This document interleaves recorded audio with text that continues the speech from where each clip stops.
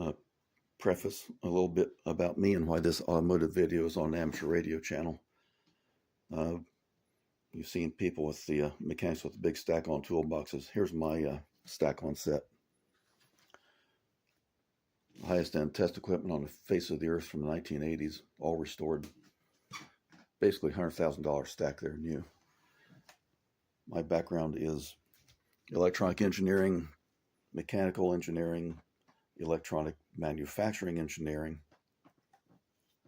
writing patents, and especially embedded controllers and control systems. I was one of the engineers that developed the first smart thermostats for heating and air conditioning systems.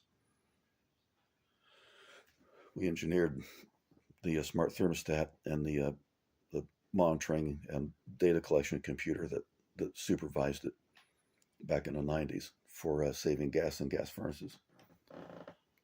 Restored amateur radio equipment down there. So basically, if I don't know about electronics and these embedded computer systems, it ain't worth knowing. So on to the review of this. Okay, motor vehicle fans. Okay, BYP, your radio redneck, who also happens to be an extreme specialist in embedded microcontroller systems. That is, systems that use microcomputers for control.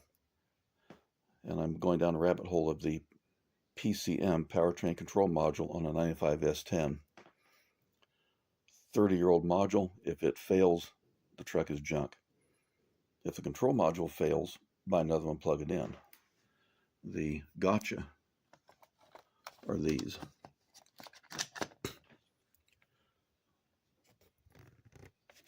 There's the brain, but there's the memory.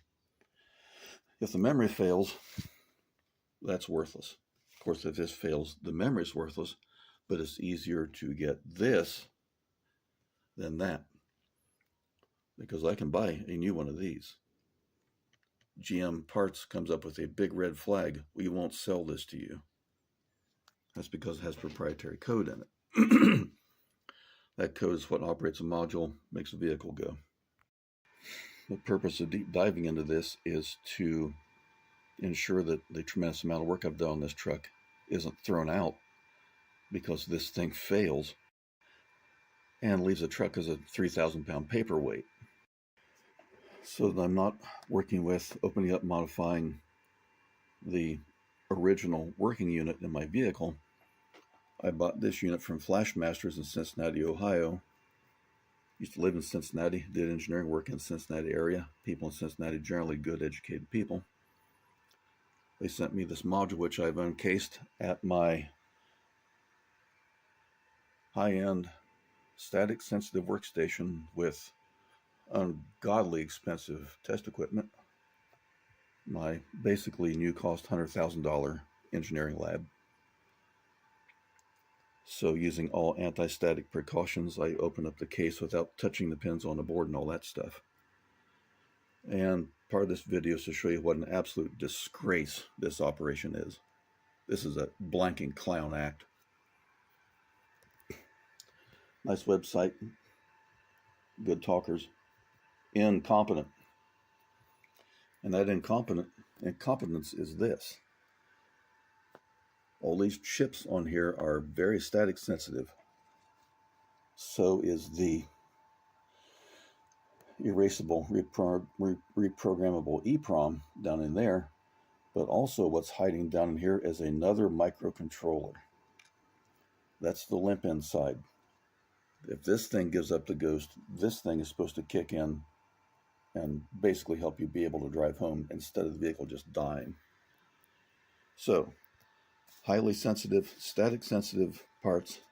And this clown act called Flashmasters sent this to me in a nice cardboard box, nicely packed in paper, which generates shitloads of static charges, folks, without the least bit of knowledge, care, or concern to wrap this in an anti-static bag.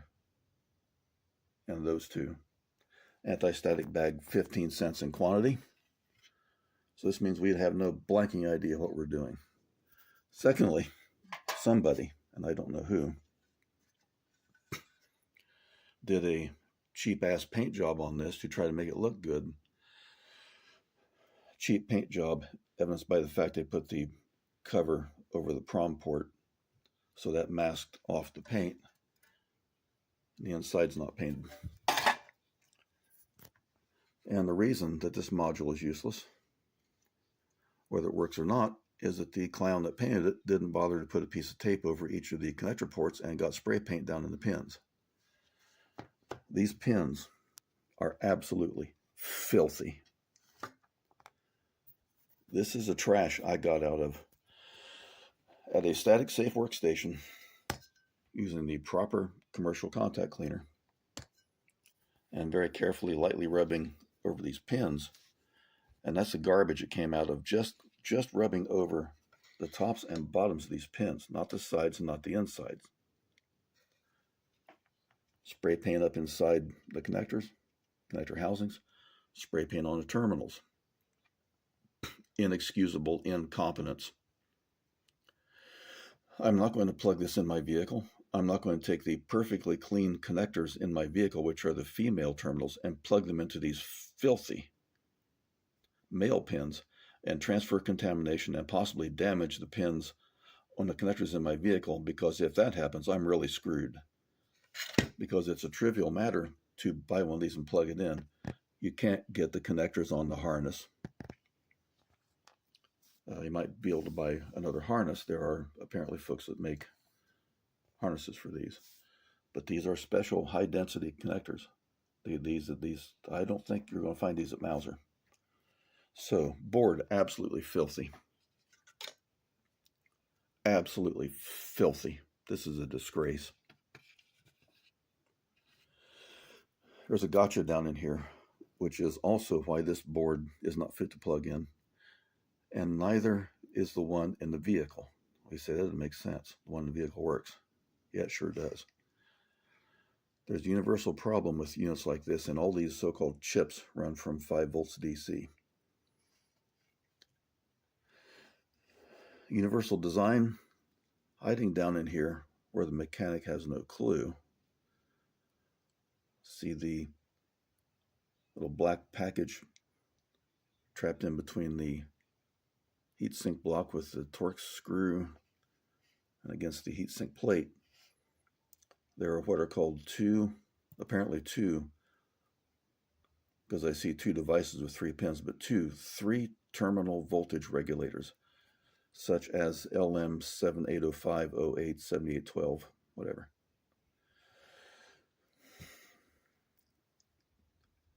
These are voltage regulator integrated circuits, and they are a pass transistor design. Here's what's inside that unit. 14 volts in on the left, 5 volts out on the right, CTL control circuit. From the collector to the base of a pass transistor.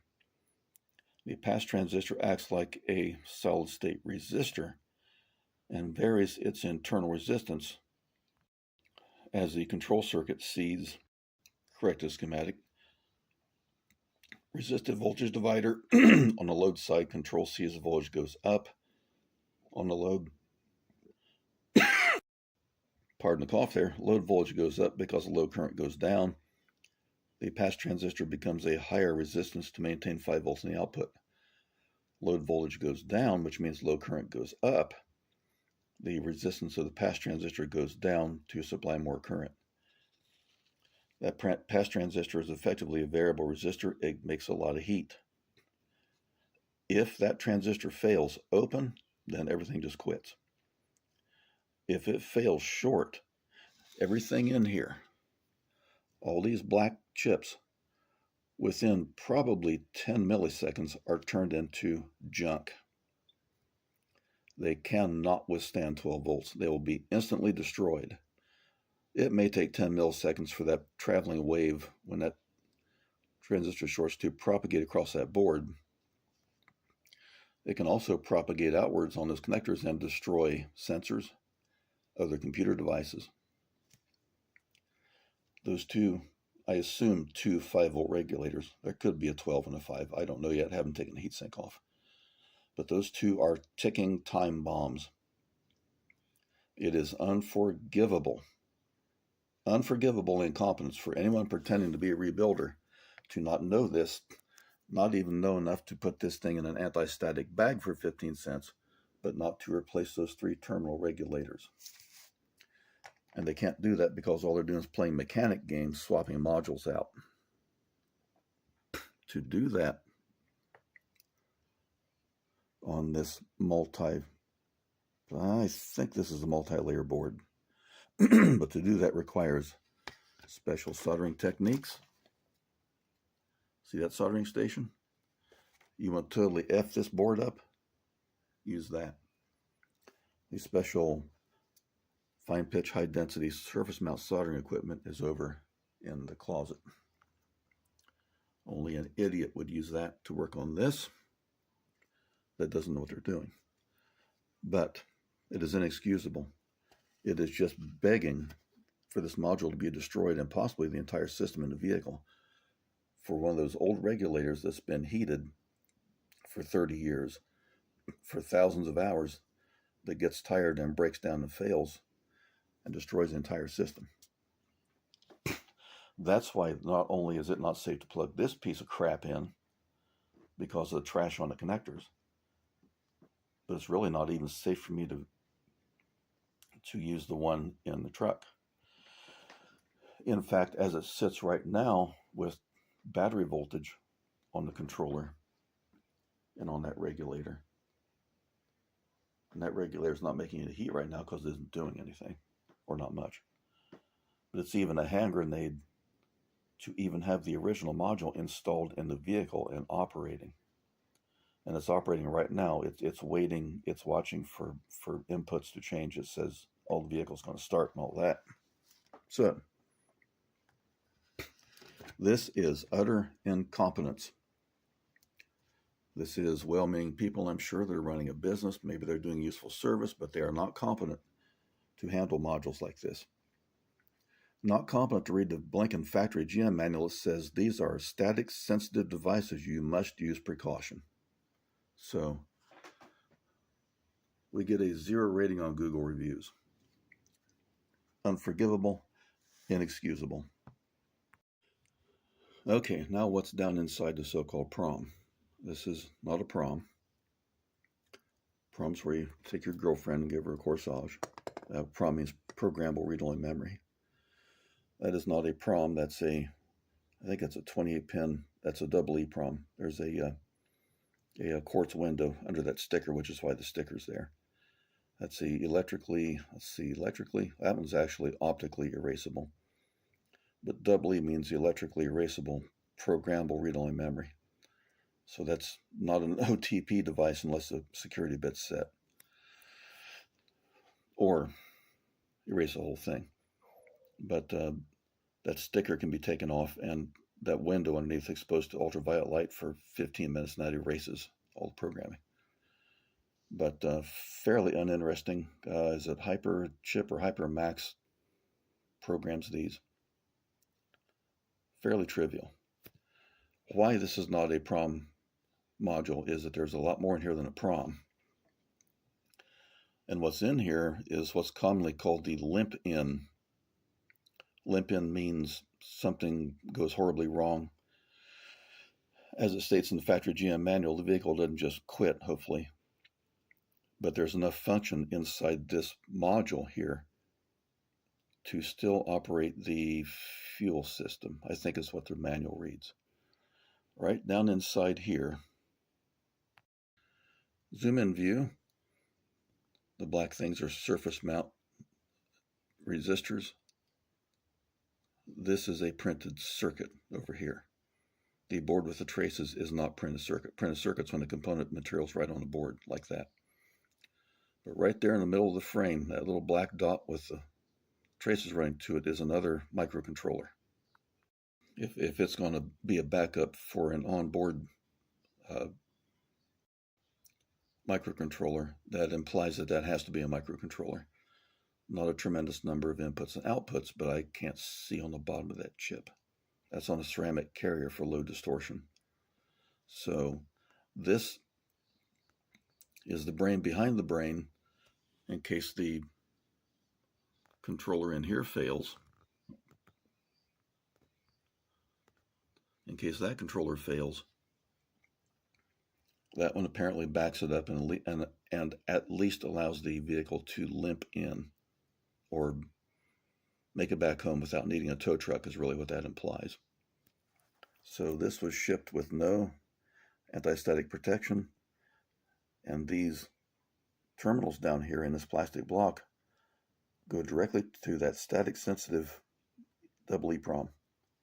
So as far as I can see, unless they've embedded it in this carrier, and that's not likely, black plastic here is the carrier, that there's no static protection. So the clowns that packed this up and shipped it just wrapped it up in more of this paper. That paper generates static charges. The topic there is ESD, electrostatic discharge, and protection against the same. So Google that and read about it. But my recommendation is have nothing to do with these people. They're incompetent.